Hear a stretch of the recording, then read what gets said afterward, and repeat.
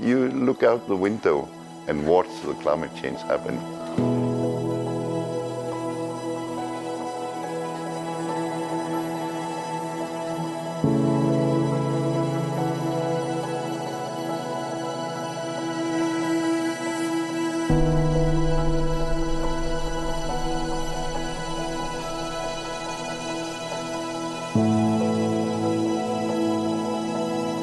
I think Ilulissat is one of the most dramatic places in Greenland to see climate change because it has one of the largest glaciers in Ilulissat Ice Fjord, and it has some of the biggest changes. That band of clean exposed bedrock that I was talking about, it's really wide, it's huge in Ilulissat, and you can see the glacier flowing into the sea and just how high the stresses are and the ice dynamics causing all those cracks in the icebergs flowing into the ocean. It's a very dramatic setting.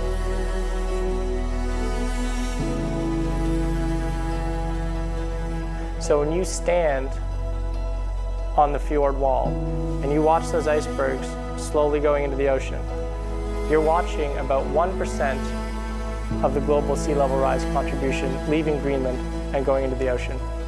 It's one of the biggest point sources of ice loss from the ice sheet today.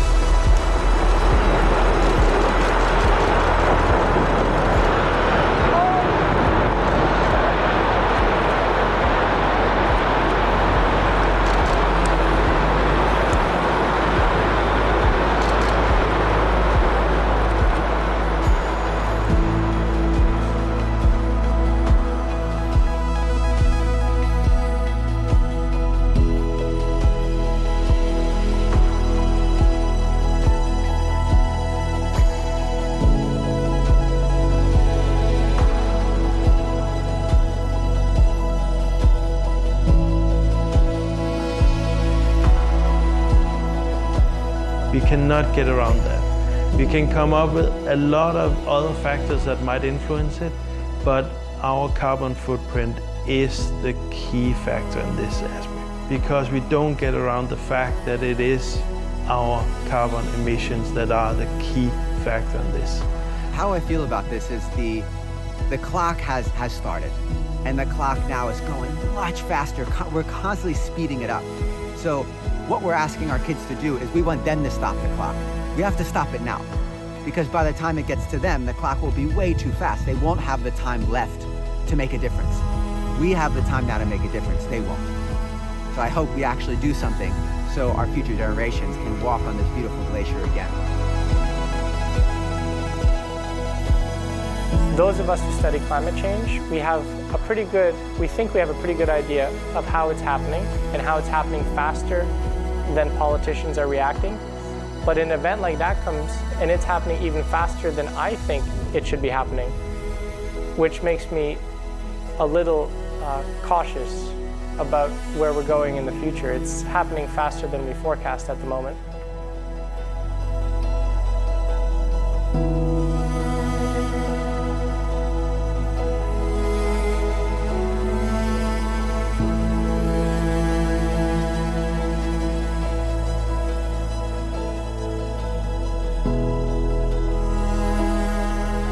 The world will not end.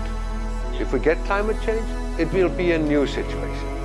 But we will not all die, and the earth will not end. It will just be another one. And it's very important that the young people do not panic and say, oh, now everything stops. No, we have to take the challenge to think, to adapt, and to cut back on emissions in a sensible way. But take it easy. Don't panic.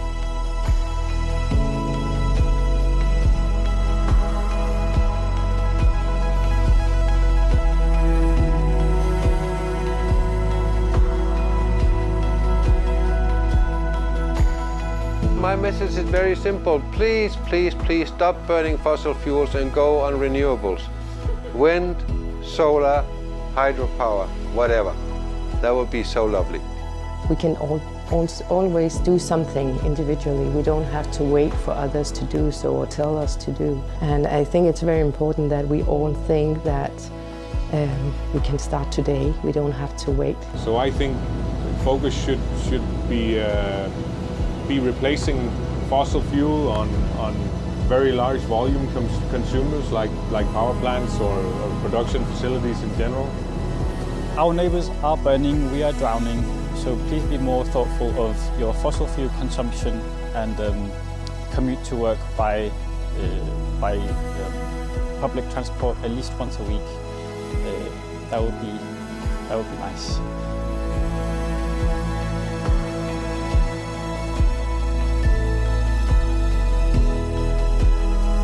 I would love to say that we would love to see more education about the climate changes and more connection between the different countries, generally in all of the countries, about the climate change that is happening now. Because after all, climate change is under children's rights. Every child has the right to live in good conditions. I have and quite big workshops where I have had all from local hunters to you know, and also representatives from the scientific community, and then all the relevant stakeholders, both national and international stakeholders, in relation to these issues, simply to discuss what are the important issues and how can we solve them together. I don't want to stimulate ideas. I want to facilitate the process of getting the ideas, and I think that's one of the things that I can actually, that I can make people with very different backgrounds cooperate, and that's maybe my best quality. 解冻格陵兰采访记录团队亲自造访11个城镇，与专家学者、政府官员、当地居民深度访谈。气候变迁已经是不争的事实，因应调适跟积极的付诸行动，才是我们每一位都必须面对的课题。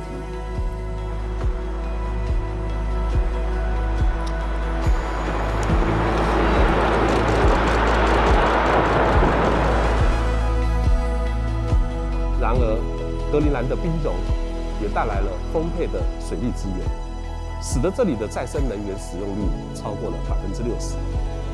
孩子们能在夏季的溪边开心玩水，变暖的洋流带来了丰富的渔业资源。从冰层中裸露的土地，有着更多的可供畜牧、耕种的农业发展机会。我大胆地预言，渐渐地，在北极的格陵兰将成为宜居的城市。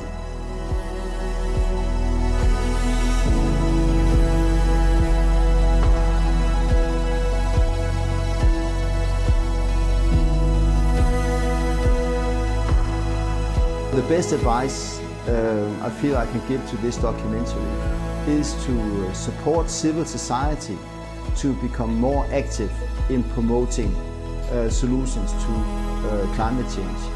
And I think there are two key roles that civil society can play.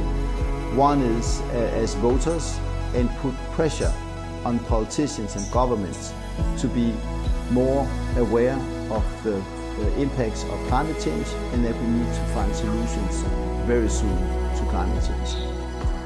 The second is becoming active consumers and put pressure on business to deliver more green products in line with the net zero targets, and also of course products that are green, more green in totality. And I think that the more you can link what you're doing on spot, on site, different places in the world, to the global movements for civil society, the more impact the documentary will have.